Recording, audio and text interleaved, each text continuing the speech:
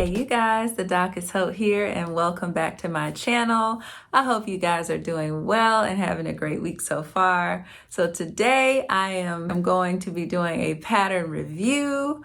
I finished sewing up my jumpsuit, McCall's 8119, and I cannot wait to share it with you guys. I have some pictures as well as information about the pattern, everything you want to know before you start sewing this one up. So if you like this video, give me a thumbs up down below. And if you have not yet subscribed to my channel, go ahead and hit that subscribe button so we can continue to hang out together and you guys can continue to catch these fun videos once a week. All right, you guys, so without further ado, let's get into this pattern review. All right, y'all, so like I said, McCall's 8119. I shared with you guys my sewing plans for this jumpsuit a few weeks ago, and it took me a little while longer than I thought to get it done, but it is done, and I really love how it turned out. I ended up sewing view C here with the ruched sleeves and the long pants and the ruched sleeves and the long pants and the belt. So let's get into the specifics of this pattern.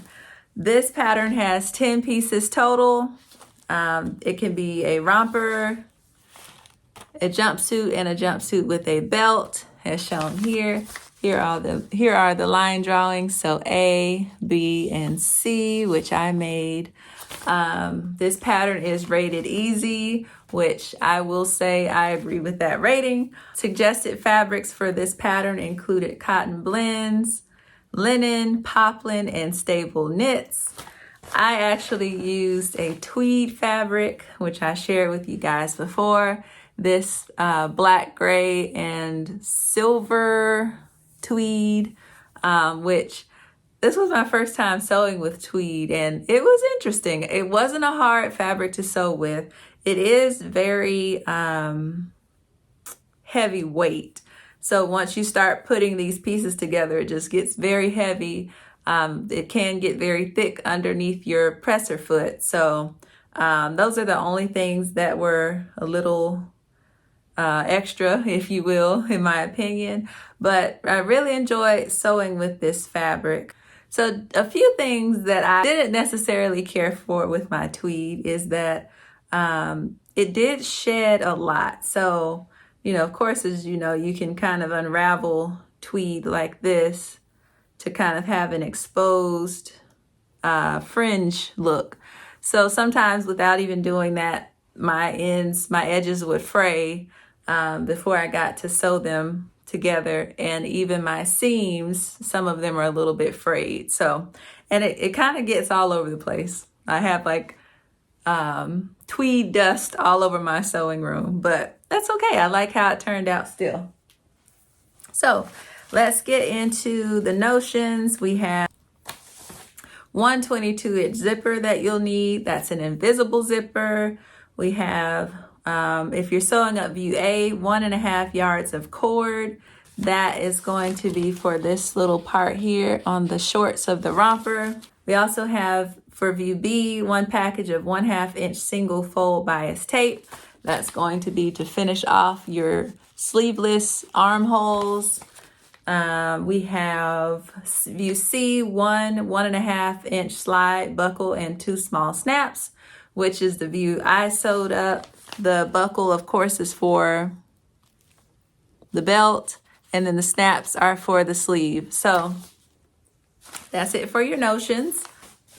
As far as the pattern itself, the directions were very straightforward in my opinion.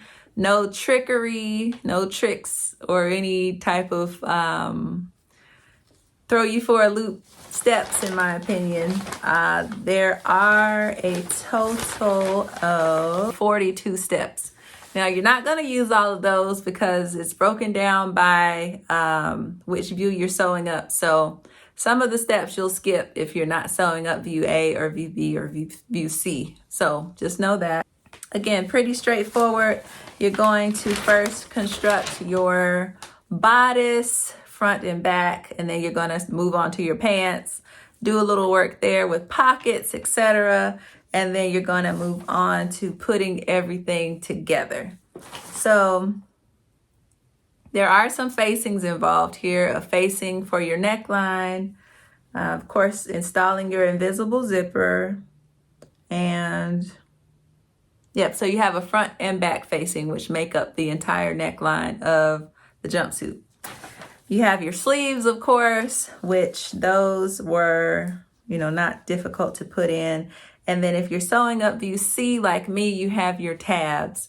Now those tabs are actually the part of the pattern that goes on the sleeve to snap that sleeve up onto itself, which I think is more of a decorative thing than anything else. So those are all the things that you'll need to be aware of. This was my first time working with snap, so it did take me a little while, I'm not gonna lie. I had to find a YouTube video on how to sew on these snaps because I had never done it before, but it's very similar to sewing on a button. So I, of course, did the snaps by hand, just sewing, and it actually turned out really nice. So I'll show you guys kind of the up close of what that looks like.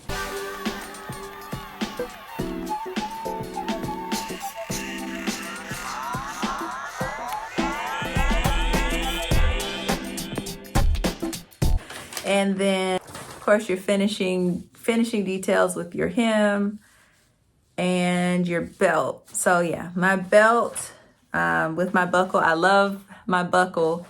Shared that with you guys earlier. And as you can see here in the last step, 42, you're actually going to do a little bit of slip stitching to secure your belt to the belt buckle. So you will need to do a little bit of slip stitching as well. Let me go over the pattern layout with you guys. So if you're sewing up view C, which is what I used, the view that I used, I actually used a 60-inch wide fabric, and I sewed up, I believe, a size 16. And I actually needed to just fold my fabric right sides together one time, and I was able to cut out all of my pattern pieces from that one layout of fabric, which was actually nice. So just keep that in mind going forward. Overall, I thought this pattern was really nice. It was a little on the detailed side as far as some of the things that needed to be done in order to finish the project or the pattern. So of course, I will be sharing with you guys some pictures of how my jumpsuit turned out.